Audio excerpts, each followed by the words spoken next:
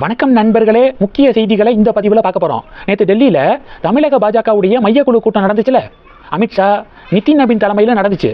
இதில் அமித்ஷா அண்ணாமலையை திட்டிவிட்டாராம். அண்ணாமலை கட்சியை விட்டு வெளியில் போயிட்டாரு. இப்போ 5 தொகுதிகளுக்கு இடைத்தேர்தல் வரப்போகுது. எங்கே நிற்க சொல்லுங்க பார்ப்போம், அண்ணாமலையை டெபாசிட் வாங்குறாரான்னு பார்ப்போம் அப்படின்னு நயினார் கும்பல் கிட்ட அமித்ஷா சொன்னதாக யார் சொல்லியிருக்கிறது தெரியுமா? ஒன் ஆஃப் த பள்ளி டெல்லி ராஜகோபாலன், கோலாகல சீனிவாசு, ஜேவிசி ஸ்ரீராமு, இவங்களுக்கெல்லாம் பள்ளி அப்படின்னு சொல்லிட்டு செவுத்தில் ஒட்டி இருக்கும்ல பள்ளி அப்படின்னு வீத லீடர்ஸ் இயக்கத்தை சேர்ந்தவர்கள் பட்டப்பேர் வச்சுக்கிருக்காங்க. ஏன்னா பக்கத்தில் உட்காந்து பார்த்த மாதிரியே அடிச்சு விடுவாங்க. அடிச்சு விடுறதுல எக்ஸ்பர்ட்ஸ் இவங்கெல்லாம். மையக்குழு கூட்டம் மீட்டிங் ஃபோட்டோ வெளிவந்திருக்கு. அதை நானும் ஜூம் பண்ணி பார்த்துட்டேன். எங்கேயும் பள்ளியை பார்க்க முடியலை. அப்புறம் எப்படி கோலாகல சீனிவாசு இப்படி அடிச்சு விட்ருக்காப்புல? எனக்கு தெரிஞ்ச வரைக்கும் அந்த மீட்டிங்கில் வெளியில் போனவங்களை பற்றி பேசி நேரத்தை வேஸ்டாக்க வேண்டாம். பாஜக அண்ணாமலைக்கோ அண்ணாமலையுடைய இயக்கத்துக்கோ ஆதரவு தெரிவிக்காது. அதை மட்டும்தான் அமித்ஷாவும் நிதின் நவீனும் சொல்லியிருக்காங்க. எங்க 5 தொகுதி இடைத்தேர்தலில் நிற்க சொல்லுங்க பார்ப்போம், டெபாசிட் வாங்குறாரான்னு பார்ப்போம் அப்படின்னு அமித்ஷா சொன்னதாக கோலாகல சீனிவாஸ் சொல்லியிருக்கிறது முழுக்க முழுக்க புருடா. துளியும் அதில் உண்மை கிடையாது. நயினார் கும்பலுடைய தூண்டுதலின் பேரில் கோலாகல சீனிவாஸ் இப்படி பேசியிருக்காப்ல. 5 தொகுதி பை எலெக்ஷனில் தமிழக பாஜக வேட்பாளர்களை நிப்பாட்டுவாங்களா? அதிமுகவே நிற்கட்டும் அப்படின்னு சொல்லிட்டு சரண்டர் ஆயிடுவாங்க. வேட்பாளர்களை போட மாட்டாங்க. அப்படி வேட்பாளர்களை போட்டு பை எலெக்ஷனில் தமிழக பாஜக நிற்கிதுன்னா டெபாசிட் வாங்குவாங்க. இந்த நயினார் கும்பல் அண்ணாமலை டெபாசிட் வாங்குவாரா அப்படின்னு ஏளனம் பேசுகிறாங்க.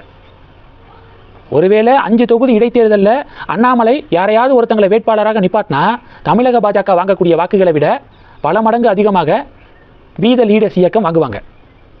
நயினார் கும்பல் வாங்கவே மாட்டாங்க. அந்த லட்சணத்தில் தான் கட்சி இருக்குது. இதில் அண்ணாமலையை கிண்டல் பண்ணுறாங்க. அடுத்தது மையக்குழு கூட்டத்தில் அடுத்த கட்ட தமிழக பாஜகவுடைய நகர்வுகள் குறித்து ஆலோசனை நடந்திருக்கு. புதுசாக யாரை பாஜக மாநில தலைவராக போடுறது அப்படின்னு டிஸ்கஷன் நடந்திருக்கு. இந்த போட்டியில் ப்ரொஃபஸர் ராமசீனிவாசன் தான் முன்னாடி நிற்கிறாரு அப்படின்னு சொல்லப்படுது. அடுத்து தமிழக பாஜகவுடைய அமைப்பு பொதுச் செயலாளர் பதவிக்கு KT ராகவன் லீடிங்கில் இருக்காராம்.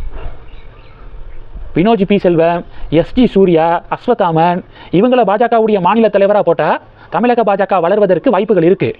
மறுபடியும் திராவிட கும்பலையே பாஜக மாநில தலைவராக போட்டால் எப்படி தமிழக பாஜக வளரும் அப்படின்னு இருக்கக்கூடிய கொஞ்ச நஞ்ச நிர்வாகிகளும் ஆதங்கப்படுறாங்க. இது 2. 3வது, முதல்வர் விஜய் இன்னைக்கு கர்நாடகாவில் கொல்லூர் மூகாம்பிகை கோவிலுக்கு போய் சுவாமி தரிசனம் மேற்கொண்டிருக்காரு. அந்த புகைப்படங்கள் வைரலாக ஷேர் ஆகுது.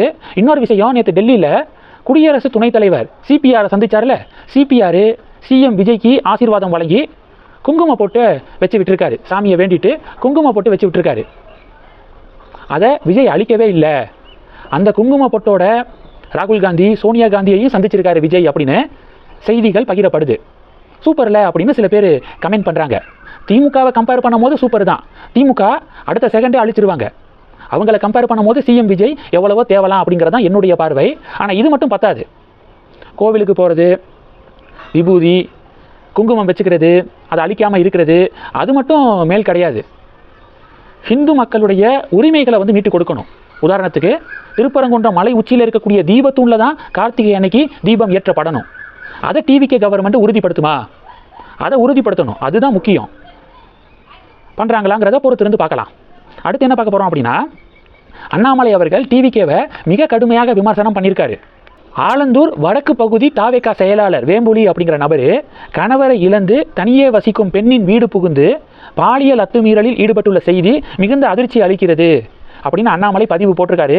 CM விஜய் தொடர்ந்து பெண்களுடைய பாதுகாப்பை பற்றி பேசிக்கிருக்காரு. ஆனால் அவருடைய கட்சிக்காரரே இப்படி பண்ணியிருக்காரு. DMK ஆட்சியில் நடந்த மாதிரியே TVK ஆட்சியிலையும் இது மாதிரியான குற்றங்கள் நடக்குது. சமூக விரோத செயல்பாடுகளுக்கு அரசியல் அடையாளம் இருக்கக்கூடாது அப்படின்னு அண்ணாமலை வலியுறுத்தியிருக்காரு. உடனடியாக அந்த குற்றவாளி மீது ஆக்ஷன் எடுக்கணும் அப்படின்னும் டிமாண்ட் பண்ணியிருக்காரு. இந்த செய்திகள் எல்லாத்தையும் பற்றி உங்களுடைய பார்வைகளை மறக்காமல் கமெண்ட் பண்ணுங்கள். தொடர்ந்து கணக்கில் இருங்க. அடுத்தடுத்து நிறைய பதிவுகளை பார்க்க போகிறோம். நன்றி. ஜெய் ஹிந்த்.